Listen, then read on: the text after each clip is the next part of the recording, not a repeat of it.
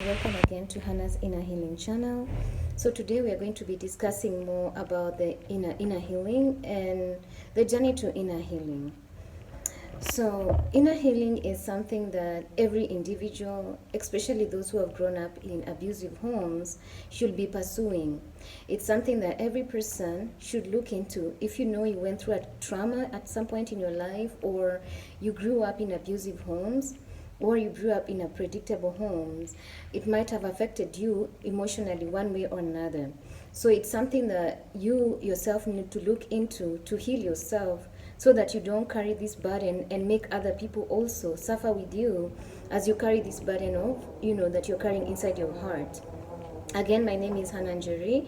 I have a master's in pastoral studies, I have a degree in sociology and politics, and I have a certificate in trauma counseling. This information, my life experiences coupled with my educational background, are the platforms that give me the authority to speak on these things that I speak on, today, as the society is healing. Because as you realize right now, many people are broken in our society today. Many people are going through a lot. Many people don't even know who they are anymore. There's a lot of brokenness that have been extended through generations. There's been a lot of brokenness that has been, carried forward through generations. And it's about time that now people heal, so that now generations can also heal. So today I'm going to focus more on inner healing from brokenness. Brokenness or abuse causes you to lose yourself. It causes you to not be your authentic self. Because, when brokenness comes into your life, you become someone who you're not. And for you to regain back the person that you were at birth, because when we are born as children, we don't have programs, we don't have, experiences that broke us, or we've not experienced life that broke us. But now when you come into the world, you realize the experiences that you go through, the trauma that you go through, some of the societal lies that you hear cause you to be someone else other than the person that God created you to be. So today I just want us to take us through that journey, and I hope it will help someone out there. So, brokenness causes you to like I said, to lose yourself. But at the same time, the wound that you acquired, or the brokenness that you got, is the same place that a lot of light can shine through you when you heal, and you heal other people. So the same wound that causes you brokenness, once healed, can also be a source of light to other many people to other many people who would need that light for you to shine through them. You see, if you have never been broken, if you have never known what brokenness is, then you cannot feel or be empathetic towards other people who are going through brokenness. So the wound that you experience, and once it heals, can be a source of light to generations and to many people. And that's my life story. I grew up in a dysfunctional family, and it took me many years to recover, to grow, to heal. And I realized the more I'm healing, the more I'm growing, the more I am discovering who I am, the more I'm able to help other people. There are many years that I took time off, even, relationships, or being in any, romantic relationships, because I needed to grow. I needed to know who I was. When I discovered how broken I was, by God's grace, it took me many years to heal, but here I am today, helping other people. So sometimes you will need for you to be alone, or to walk this journey alone first, the journey of healing, because no one else can feel what you're feeling. It only takes you and God. So you need, first of all, to come to a place where you realize you're broken and you need healing. And once you're on that path, then now you can be able to recover yourself and everything that you lost when you were broken. You see, the time I took off to relationships, or the time I took off time just for myself, I realized there was so much about me that I didn't know. There was, after the healing, after the, deliverance and healing, I realized, wow, there's so much I didn't know about myself, because the brokenness was hindering me from discovering or connecting with my authentic self. And even now that as I'm still discovering myself as a person, as an individual. And I thank God I'm going through this journey even before I get married or before I get my own family. Because by the time now I get married or I get children, I'll have known several things about me. I'll have worked upon many things about me. So by the time now I have children, I'll be able to help them navigate life, in a holistic way, not in the way that I was brought up. And I thank God for that. So enjoy. If you're single watching this video, enjoy your singlehood. Stop, because you see the lies of the society is you need someone to make you whole. Stop looking for other people to make you whole. Begin to work on yourself so that even when the right person comes into your life, they'll find you whole. They'll find you've already done the journey, your journey. They'll find that you've already done your homework of discovering who you are and healing yourself. So you'll be able even to be at a better advantage of giving that person the authentic you. If I got married maybe many years ago, maybe like 10 years ago or 7 years ago, I would not have the privilege of giving the person who would come into my life the authentic me. But now at this time, I feel like if I were to get married or to, be in a relationship, I would be able to give that person my authentic me, because there's an inner work that I've done, that God has helped me go through and done for myself. So now I can offer that gift to someone else. I can offer that gift to myself, of connecting with myself, with my authentic self, with my real and true self without putting on masks. It's a gift in itself, because in the world today, many people don't even know who they are. Many people are wearing masks. So it's a gift that you give to the world, your authentic you. So heal. So what are, signs? Let me just go through, although I discussed some of this in my previous video, but let me just talk about signs or symptoms of brokenness. What are the signs or symptoms of brokenness? Number one, clinginess. When you want to cling so much to other people.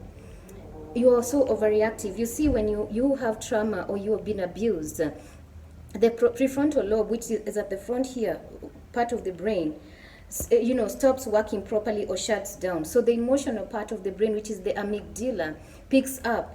So when it picks up, then you become so reactive. So everything about you react a lot. You're easily angered. You're easily triggered. Because there are wounds in your life, so people easily trigger you. Someone can even step on you, and it becomes a whole, drama in itself because of that small thing. So you create mountain out of molehills, and then you have compulsive behaviors. Compulsive behaviors where you want to overdo things. You also love to people please.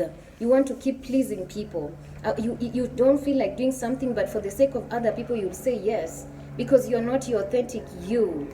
You also have jealousy, because why are you prone to jealousy? It's because you don't have the authentic you.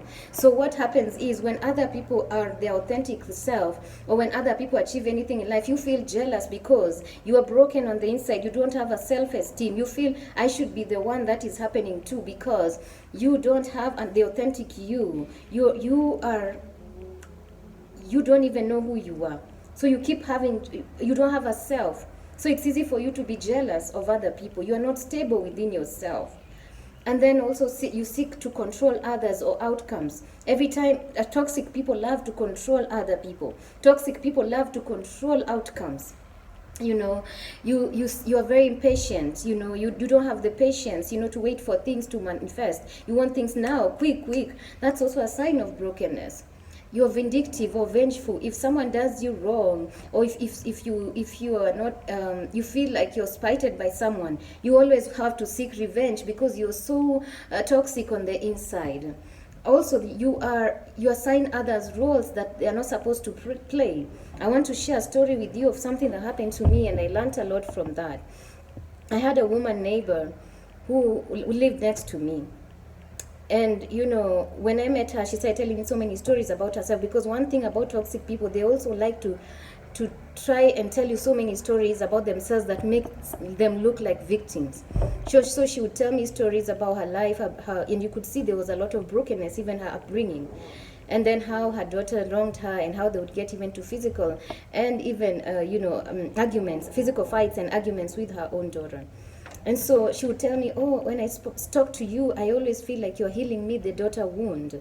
But I didn't know that she was trying to assign me a role that I wasn't even ready to play, the role of being her daughter. Because, and it's not wrong for you to play, for someone to play the role of a mother for you to play the role of a daughter to someone, as long as it's done in a healthy way. So it started becoming toxic, where she would come and even tell me about my inner clothes. She would come and start telling me about the person who was coming to do my gardening. She would come and start telling me but things, just controlling my life. She's like in my business, and I felt like I'm becoming a child. You're this grown-up person, but this person wants to treat you like a child. And I felt like she was trying to make me play the toxic role of her own daughter, because she was toxic. So even her mothering was also toxic, because there are some things that are no-go zone. You can't come and tell someone who's past 35 years old about their clothes. And so I felt uncomfortable, and so because it was a picket fence, I had to put, to just put another layer on top of the picket fence, so that I have my own space. But this didn't even stop her. To a point now, one time I had to just, face her and tell her, you know what, I'm a grown-up, and you're much older than me, and I'm trying to respect you, but please stop interfering with my space.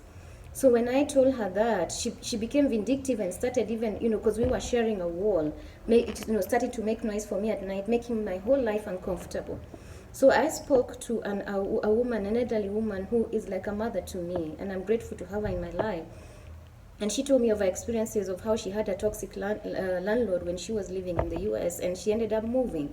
So I just decided, you know what, even though it was going to inconvenience me, I bet I would have rather just moved, And, I noticed, because she had endeared herself, toxic people also know how to endear themselves to people in authority, so that in case of anything, they will be favored upon. She had already endeared herself to the landlord. So by the time I'm going to complain to the landlord, he already took her side. So I decided to move from that place. But I thank God, because the next place that God gave me was much cheaper, better. The next apartment was better, and the landlord is excellent. The place that I'm currently in, the landlord is excellent, like family to me.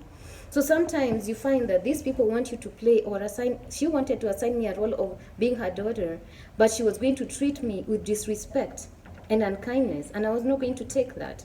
So they want to assign themselves roles to your life. I want you to play this role. You don't force such things. It happens naturally.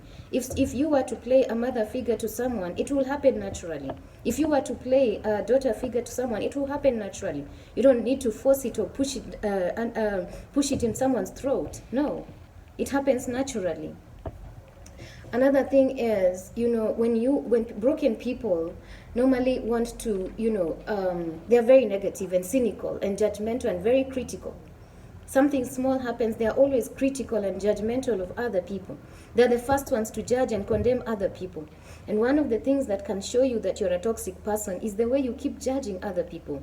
You see, the more you grow in life and become mature in life, you'll notice you don't just go judging people without even knowing the whole situation, without even, praying about it, without, being in that, understanding and hearing the story from the person themselves. You just don't go judging and criticizing other people. And the reason why the negative are judgmental and critical is because they are bitter on the inside. And that's why they are able to easily pass evil judgments towards people. Another thing, is toxic people like to be in other people's business. Like this woman was trying to do. It's like you want to meddle yourself or intrude other people's privacy in the name of friendship, in the name of motherhood, in the name of, I'm trying to be a parent figure to you. You want to intrude in someone else's privacy. Why? Because they have so many issues that they have not worked within themselves. Now, the only way to deflate from those issues is meddle in other people's businesses. And so that's what they end up doing, because they are trying to deflate from what they are feeling on the inside of themselves.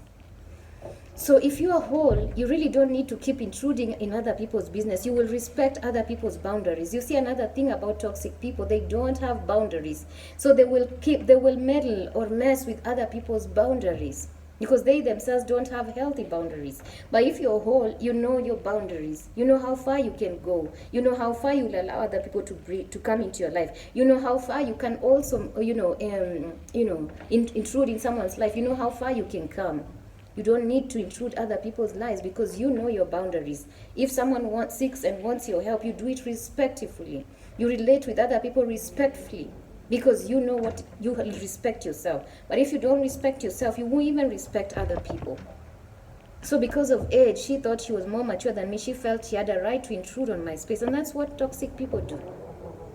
Another thing is, when toxic people also, they're the ones who like to talk a lot, gossips and slanders. Why? Because you see, the Bible says that whatever is coming from your mouth is from your heart. So in their heart is full of bitterness, hate, anger. So what is going to come forth from their mouth is not living water. It's going to be toxicity. Bad talks about other people. Those people who like to talk evil about others, they are toxic people. And you need to, if you're whole, or you're targeting towards healing, cut out such people. They won't add any value into your life. They'll just be toxic. And narcissists and toxic people, the dark triad, the narcissist, and all people who have wounds on the inside, they love to talk about other people and to malign them and to slander them. But rarely will you see someone who is whole condemning and talking about other people.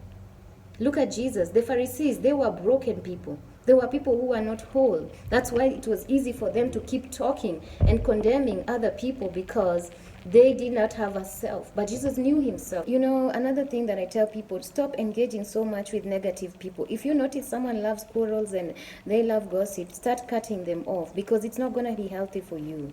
If you find that, they want to engage in quarrels because that's their world, that's their field, they feel good in that environment because they're used to that environment of quarrels and arguments and fights all the time. Cut it out. Don't engage in it, because that's supply for the narcissist. Cut it off and just, find a way to avoid that person. If you're in a work situation where you're working for a narcissist, you will need to find a way how to engage them without engaging in their fights and their quarrels or toxicity. Or better still, if you can find another opportunity or a better opportunity, that's fine also. You can be able to move forward, just like what I did. I had to move houses. So sometimes it will make you uncomfortable, but in the end, it will bring you peace, because right now I'm at peace. Imagine if you live with that person, because my friend told me that if you keep staying there, if you keep, engaging with this person, then it will be one thing after another. So to save yourself from all that cycles of negativity and negative events, just cut off and just, look for another place, which I did. So the same even with a job setup. If you're able to cut off and get another place, instead of staying there and complaining and being depressed, please do. Because it's for your own mental and emotional well-being. So how do you heal? Do you heal from toxicity or from brokenness? I'm going to explain what helped me. I'm going to talk about what the steps that helped me as a person coming from a broken home. Number one, discover the love of God. When you read 1 Corinthians 13, I'm not going to be able to read, but please, for those who are Christians or you are religious in one way or another, please read 1 Corinthians 13, and you'll just see the love of God. The love of God is stable. The love of God is unconditional. So when you're healing, you need a lot of unconditional love from just knowing God from the inside. Or some people call him the source. Connect with the one who created you. Connect with him. After that, connect with yourself. Tell God to help you connect with yourself. But you cannot connect with yourself if you have all these evil programs that were put in you as you are growing up. This programming, childhood programming. If you have a toxic childhood program, you'll need first to heal from that. As you're connecting with yourself, tell God to heal you. Start putting yourself in new information. If you were taught as growing up that you can't trust people, if you were told you're a bad person, you're good for nothing, you need to start affirming yourself, that you're fearfully and wonderfully made by God, that you're unique. Your brain needs to start getting new information that will dissolve the old information and destroy the old information, so that now you can start being whole and seeing things from a holistic point of view. So you'll need to connect with yourself. Start discovering who you are. Start discovering the talents within you. You see, sometimes even people, the things they tell you, oh, you're good at this, that's a way of people helping you discover yourself. Or get a coach who will help you discover yourself. Personally, I do that to people. First, in fact, I normally have an organization called Badili Center. And in this center, the first thing that we teach people is self-discovery. Because we realize that there's no way people can fulfill purpose or become everything they want to be in life without self-discovery first. So you discover yourself, you accept yourself. Like I said, write down your weaknesses, your strength, and accept yourself fully as you are. You don't need to be perfect. You just need to be human. Remember that. And then, reparent yourself. There's a video I did on reparenting yourself as an adult. You can give back yourself the parenting that you missed out as a child. Start reparenting yourself. You can watch that video and maybe gain more information. And then also you can do a lot of validation.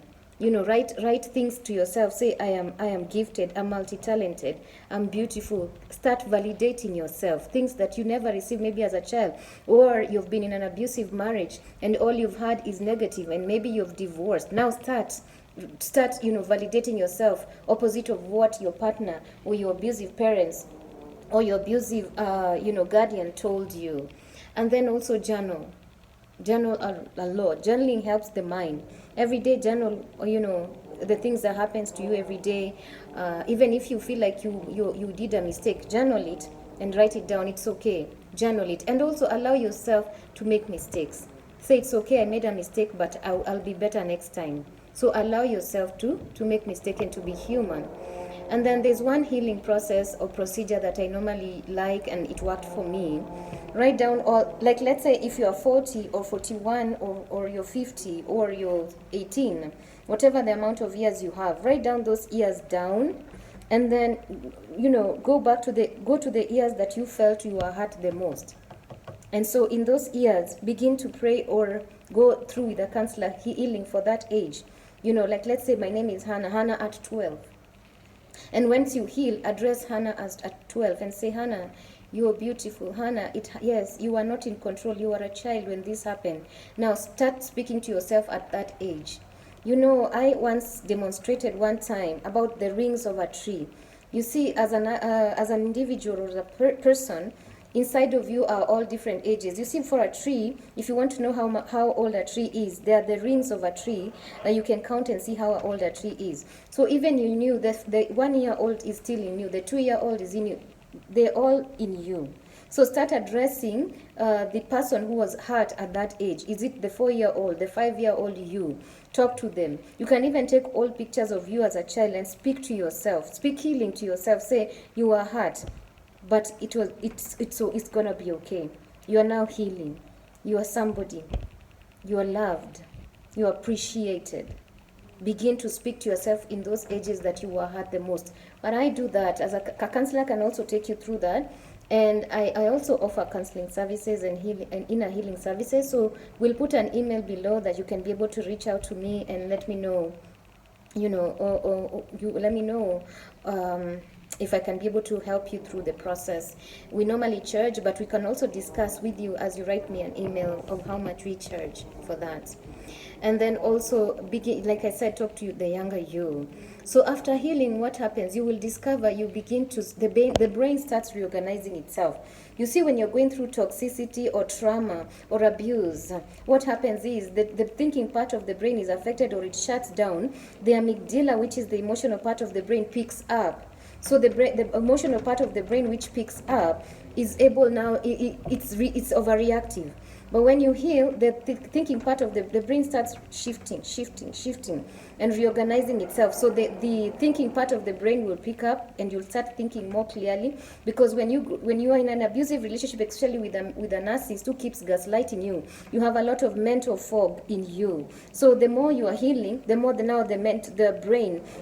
thinking part of the brain picks up, and the emotional part of the brain cools down. So the brain starts reorganizing itself. The neurons in the brain starts reorganizing themselves. The neurons are even, reproduce at a high rate because now you're starting to be positive, or you're healing, and then the brain starts to open up to positivity, creativity, and abundance. When you're negative, you cannot think abundance. When you're negative, you cannot think growth. You'll always be thinking negativity, limitations. And that's why people who have grown up in abusive places or abusive families, they are always limited in their thinking. They are always negative and cynical and judgmental because they are coming from a hurt place. They are coming from a place of limitations and pain and hurt. Then, you know, the mind becomes more alert. The mind becomes to be at its best. You can be creative. You can be able to start, you know, thinking straight. You don't need the drugs or the alcohol anymore. You don't need the pornography anymore because now you're healing. Because I said any type of addiction is also part, you know, it's a sign of an inner wound. And then you have inner peace and calmness. There's a calmness about you. And then you can easily forgive people. You know, when you're toxic or when you're abused or when you're hurt, you hold on to grudges. Now you can easily forgive people. You attract healthy relationship. And like before, you know, when you are hurting or when you're wounded or when you are broken because of the vibe that you give out or the, what can I call it, the energy that you give out to the universe, you attract broken people. So now you can attract healthy people because now you're healing. Your system is being cleansed out of the toxicity, out of the brokenness, and then you can be at your highest potential in life. You know, those are the benefits of healing. So seek healing. It's a journey that I have taken, and it's a beautiful journey. So seek healing today. Next video, we're going to talk more about how to handle toxic people, because toxic people are everywhere. So I'm going to discuss how to handle toxic people and be able to just, you know, relate with them and how to relate with the toxic people. Thank you so much for watching. There are people who are asking us if we have a donation button. We are working on that. But for now, you can use our PayPal address that we're going to provide below if you want to donate to our channel. Please like, share, subscribe, you know, and tell your friends about this video that need this video, this information to heal. We need healing. Many people are broken out there. And I hope this channel, it's when I started this channel, I started because I wanted people to heal. So I pray that as you watch this, as you watch our videos, you will heal, be empowered to be the best version of you that God has created you to be.